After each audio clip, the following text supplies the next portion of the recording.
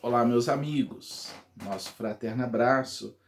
Eu sou Rossano Sobrinho, sou escritor, sou terapeuta e estamos aqui em mais um vídeo no nosso canal. Estou aqui num espaço onde minha esposa grava os quadros dela, porque hoje é domingo, então por isso tem uns coraçõezinhos, uns quadrinhos, nada contra os corações, mas é o espaço dela de gravação. Mas eu estou passando aqui para a gente conversar um pouco sobre tudo o que tem acontecido no mundo, né? Pessoas têm nos perguntado sobre a questão da pandemia, a visão espírita ou a visão espiritual disso tudo. Nós não temos verdades prontas e acabadas, mas, na condição de seres pensantes, nós somos convidados e às vezes convocados a estudar a questão, né? Os filósofos gregos já diziam que uma vida que não pode ser entendida não merece ser vivida. Então eu gostaria de deixar algumas reflexões e queria muito que vocês comentassem, que vocês manifestassem opinião, né? O que trazemos não constitui verdade pronta e acabada, nenhum dogma, mas uma reflexão. Bem, nesse mais de um ano de pandemia, né, de mortes, de tantas dores, né, temos visto muita coisa. Temos visto, por exemplo, pessoas de 30, 40 anos desencarnarem, vítimas do vírus, e temos visto pessoas de 103 ou mais anos vencerem o vírus.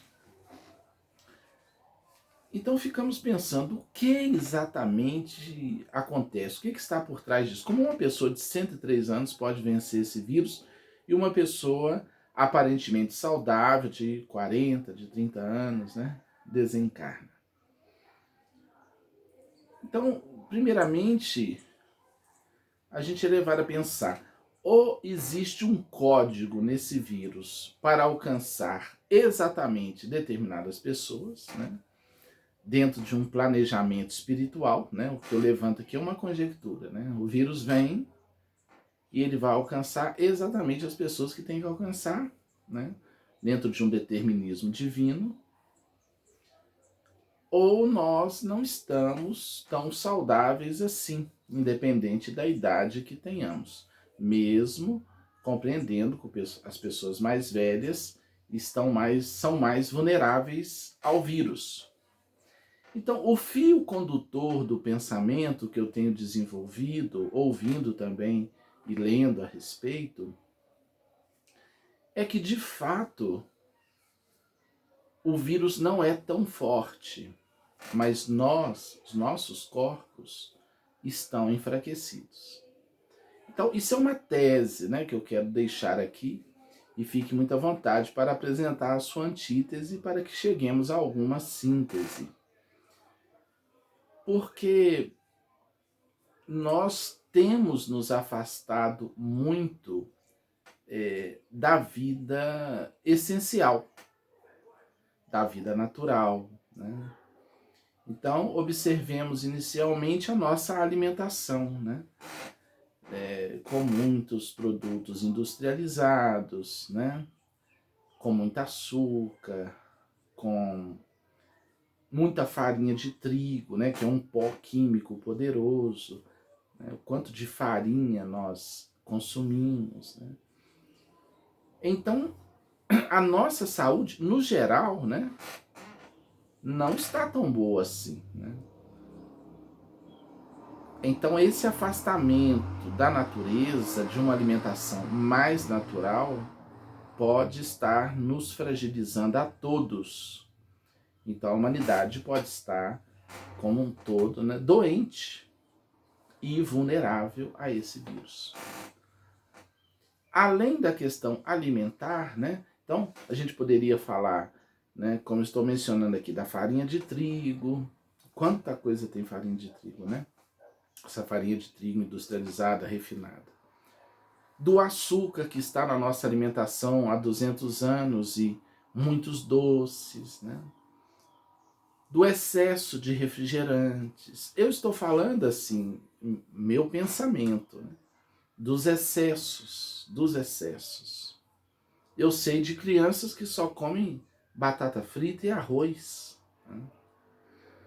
Que não comem mais nada. Então, como estará de fato a nossa saúde? E de repente um vírus desse chega e encontra uma condição muito favorável para combater as forças do sistema imunológico, né? Então eu penso que um dos caminhos seria diminuir na nossa alimentação essa industrialização. Não estou aqui naquela coisa de você cortar tudo, de virar natureba. Não, eu estou falando de nós buscarmos, eu como de tudo, né? E procuro aos poucos gerenciar isso, né? Para manter a saúde, para manter o corpo. Por exemplo, eu não posso comer trigo, então de vez em quando eu como um lanche. E mesmo assim ainda me incha muito, eu sinto que eu fico inchado, porque eu tenho, meu organismo tem uma alergia severa a trigo.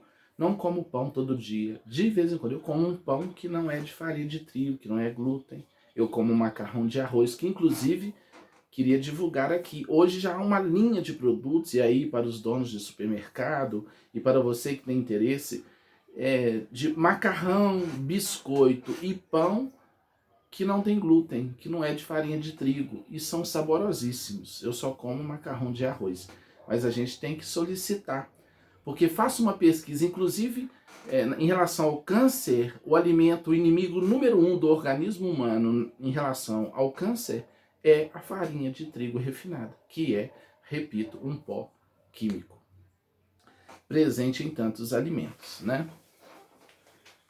Além dessa questão, então quer dizer, talvez o vírus não seja tão forte, talvez nós estejamos muito enfraquecidos organicamente, né? O nosso sistema imunológico muito fraco. Daí algumas pessoas até de idade, né, saudáveis vencerem o vírus. Repito, estamos diante de uma tese, né? Outro elemento é a nossa condição emocional, né?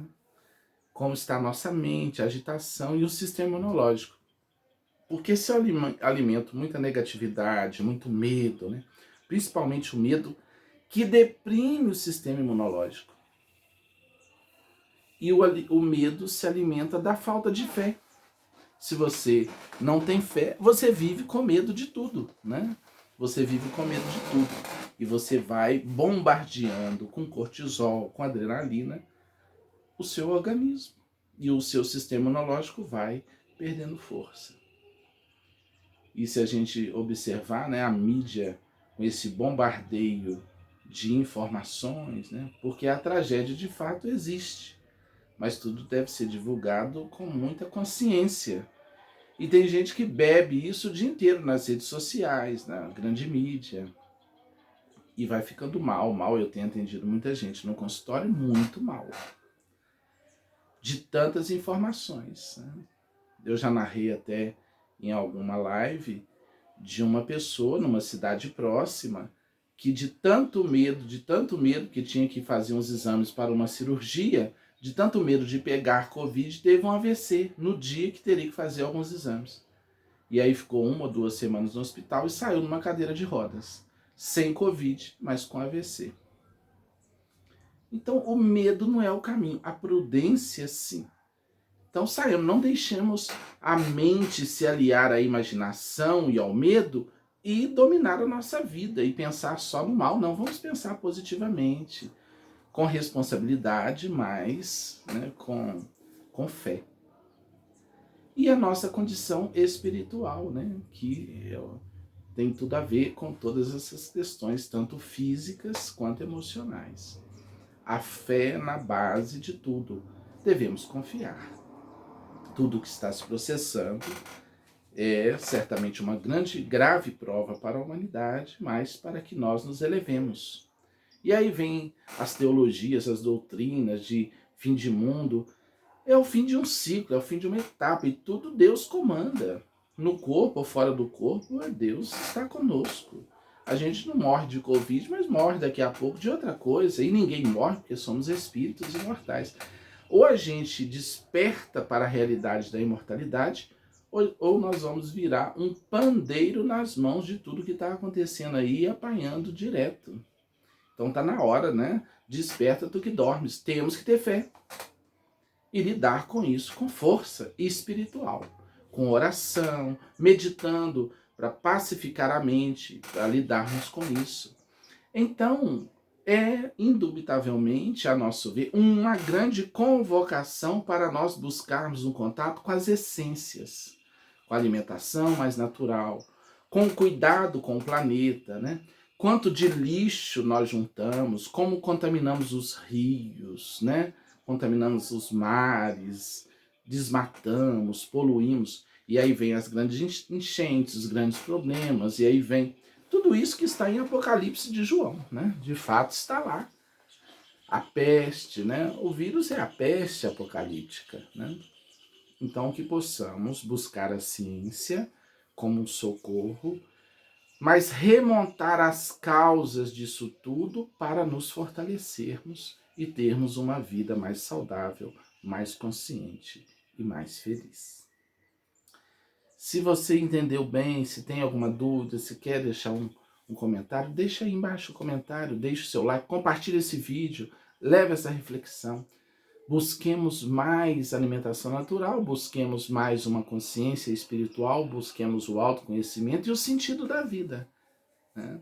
Porque quem descobre o sentido da vida, quer evoluir, quer servir, quer amar, quer ajudar, entra num quantum vibracional maior. Eu não estou querendo dizer que quem desencarnou é ruim, que não vai ficar no planeta, não é isso que estamos falando. Estamos falando que é um chamado. Toda dor é um chamado à renovação, à transformação para melhor. Então, que façamos bom uso desse momento para nos qualificarmos como seres humanos, como seres espirituais, como cuidadores do planeta, de nossa vida física, do nosso corpo físico, da vida, e não apenas buscando, né, o socorro na hora que a coisa aperta. Bem, os espíritos disseram a Allan Kardec que muitas vezes é necessário que o mal chegue ao excesso para que se verifique a necessidade do bem e das reformas. E acredito que chegamos nesse ponto. Precisamos do bem e de reformas. Na nossa vida diária, no nosso sentido existencial, na nossa vida coletiva, despertar, sair da acomodação, sermos úteis. Melhor forma de permanecer na vida é ser útil. Porque quando você não é útil, você já morreu. Então tem que começar de novo. Ok? Meditemos sobre isso, busquemos Deus, busquemos força, busquemos inspiração e sigamos em frente, né, no progresso continuado. Compartilhe o vídeo, deixe o seu comentário, muita luz e muita paz.